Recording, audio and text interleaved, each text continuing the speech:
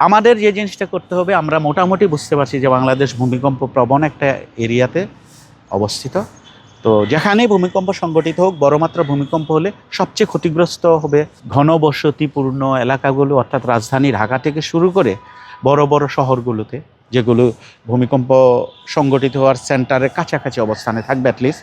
তো ঢাকা শহরে আরও বিশেষ কারণে বেশি, বা ঢাকা শহরের মতো বড় শহরগুলো বিশেষ কারণে বিপজ্জনক এই জন্যে, ঝুঁকিপূর্ণ এই জন্যে যে এখানে অনিয়ন্ত্রিতভাবে এবং অপরিকল্পিতভাবে অসংখ্য ইমারত তৈরি হয়েছে, যেগুলোর অনেকগুলোরই বিল্ডিং কোড মেনে তৈরি করা হয়নি।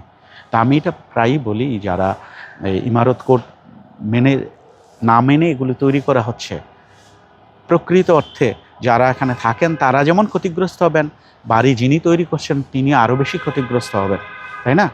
উনি যদি 5 তলার জায়গায় এখন বিল্ডিংয়ের যে ভিত্তি তৈরি করলেন 5 তলার, বিকাশ পেমেন্টে 10,000 টাকার বেশি অফার, শপিং চলছে তো। উনি 8 তলা করে ফেললেন, এই 3 তলার জন্য ওনার পুরো ইমারতটা একসময় তো ভেঙে পড়ে যাবে। অর্থাৎ কেউ এই জায়গার থেকে বড় ধ্বংস সংগঠিত হলে কেউ এখান থেকে রেহাই পাবেন না। তো সেই জায়গায় আমাদের প্রস্তুতির কিছুটা ঘাটতি আছে, সচেতনতার ঘাটতি আছে। তারপর পূর্ব প্রস্তুতি, ভূমিকম্প সংঘটিত হওয়ার সময় আমরা কিভাবে আমাদের জানমাল রক্ষা করতে পারি, অর্থাৎ ক্ষতিটাকে কমিয়ে আনতে পারি, এই জায়গাগুলোতে খেয়াল রাখতে হবে। অর্থাৎ এর পূর্ব প্রস্তুতি, আপনি যে ইমারত তৈরি করবেন, যে রাস্তাঘাট তৈরি করবেন, যে লাইফ লাইনগুলো যেমন বিদ্যুৎ, আপনার ইলেকট্রিসিটি, অন্যান্য সুয়েরেজ, সবগুলো যেভাবে তৈরি করবেন, তার মধ্যে একেবারে 50 থেকে 100 বছর সুদূর প্রসারী প্ল্যানের আওতায় নিয়ে আসতে হবে।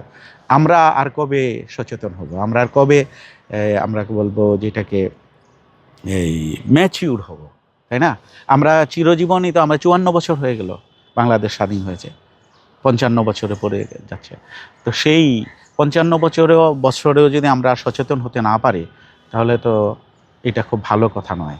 আমাদের ভূমিকম্প সংঘটিত হওয়ার পূর্বের পরিকল্পনায় যেমন আধুনিকতা আনতে হবে, সংগঠিত হলে কি করতে হবে সেই ব্যাপারে সচেতনতা, একেবারে শিশু থেকে শুরু করে পরিবার, স্কুল, সমাজ, মসজিদ, যেখানে মানুষের সাথে মানুষের সংশ্লিষ্টতা হয়, সংশ্লেষ হয়, কথোপকথন হয়, সর্বক্ষেত্রে মানুষের সচেতনতা বাড়াতে হবে। সেই ক্ষেত্রে সরকারের যেমন দায়িত্ব আছে, প্রতিটি মানুষের তার নিজের জায়গা থেকে দায়িত্ব পালন করতে হবে। কারণ প্রত্যেকটা মানুষের জীবন তার কাছে মূল্যবান, তার সন্তানের জীবন তার কাছে মূল্যবান। তো এই জায়গায় অবহেলা করার কোনো সুযোগ নেই। তো এরপরে যেটা হলো, ভূমিকম্প সংঘটিত হয়ে যাওয়ার পরে উদ্ধার কার্যক্রম পরিচালনা না করার জন্যে ভয়াবহ দৃশ্য, বাংলাদেশের যেই পুরানো ঢাকা বা নতুন বিল্ডিং এত ঘন হচ্ছে যে আপনি তো উদ্ধার কাজ পরিচালনা করার জন্য আপনি সমস্ত যন্ত্রপাতি নিয়ে সেখানে যেতে পারবেন না।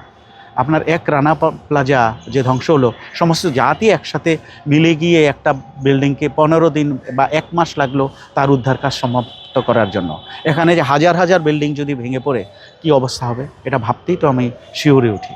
তাহলে সেই জায়গায় পরবর্তী পর্যায়ে ভূমিকম্প সংঘটিতভাবে উদ্ধার কাজ পরিকল্পনার জন্যে আপনার যেমন ফাঁকা জায়গা লাগবে, যাতায়াতের সুব্যবস্থা থাকতে হবে, ডাক্তার, নার্স, এই জায়গায় অতি মাত্রায় খুব দ্রুত অনেক ইনজিওর্ড লোক যাবে। আমরা হসপিটালগুলো কি প্রস্তুত, আমাদের সামাজিক সংগঠনগুলো কি প্রস্তুত, রাজনৈতিক, তারপরে আপনার ধরেন এই এনজিওগুলো কি প্রস্তুত, এই সামগ্রিকভাবে এই প্রস্তুতিটা গ্রহণ করতে হবে যে আমাদের পূর্ব পরিকল্পনা, অর্থাৎ যা হয়ে গেছে।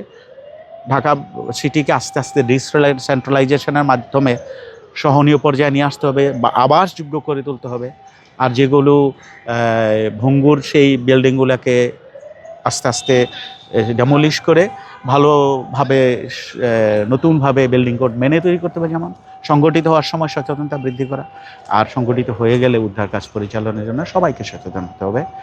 এই ক্ষেত্রে জিওলজি, ভূতাত্ত্বিক জ্ঞান তো সব মানুষের নেই, তাদেরকে সর্ব জায়গায় সংশ্লিষ্ট করে, যেহেতু সাবসারফেস বিষয়গুলো জিওলজিস্টরা একটু ভালো করে পড়াশোনা করেন, তাদেরকে সংশ্লিষ্ট করে সিদ্ধান্তগুলো পলিসি মেকিংয়ের জায়গায় তাদেরকে সংশ্লিষ্ট করলে হবে কি, আপনার যে জিনিসটা অনুমান নির্ভর, স্পেকুলেশন নির্ভর যেটা করা হচ্ছে সেইটা থাকবে না, একেবারেই জ্ঞান ভিত্তিক সিদ্ধান্তগুলো হবে এবং ভবিষ্যতের পরিকল্পনাগুলো ভালো হবে। আমি মনে করি আমাদের সেইভাবে প্রস্তুতি নেওয়া, একেবারে সরকার থেকে একজন ব্যক্তি পর্যায়ে পর্যন্ত সবারই প্রস্তুতি থাকা দরকার।